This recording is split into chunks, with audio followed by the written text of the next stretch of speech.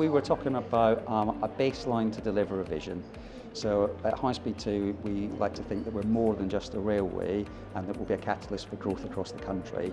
But really important that we pull together all the elements that we've got to physically deliver, so the scope, the schedule, the budget, the physical, with those benefits into a baseline and get that agreed by our internal stakeholders and our external stakeholders so that we all go on the same journey together.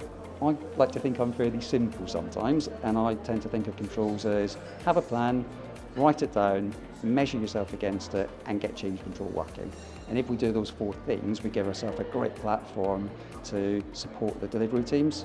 So today when we talked about baseline, that's right at the beginning of that have a plan and write it down piece, and that's how we make sure we've got a plan that we, the company, believe that we can deliver, but also test that with our stakeholders to make sure that it will deliver what the client ultimately expects us to. And the baseline's a really fundamental point where that all comes together at one moment in time. I think the challenges today vary organisation to organisation. So I still tend to think of controls as quite a young profession.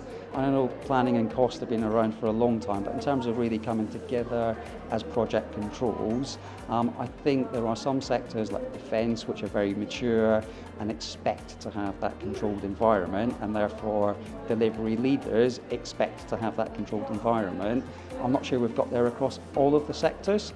I would say HS2, we're very lucky, our chief exec is an ex-planner, and therefore that idea of a controls-led organisation comes very naturally, but I do recognise that colleagues in other organisations maybe haven't got that culture, and therefore making sure that delivery leaders understand the importance of controls and how we really help them and add to their delivery, and we're not there marking their homework or telling tales. It's about giving them the information that they need to make great decisions. I think there's a danger that we all go off and either reinvent the same wheels or do the same things very slightly differently, and I think when we come together at events like this, sharing good practice, making sure that the industry has a broad awareness of where the advances are happening, who's doing what really well.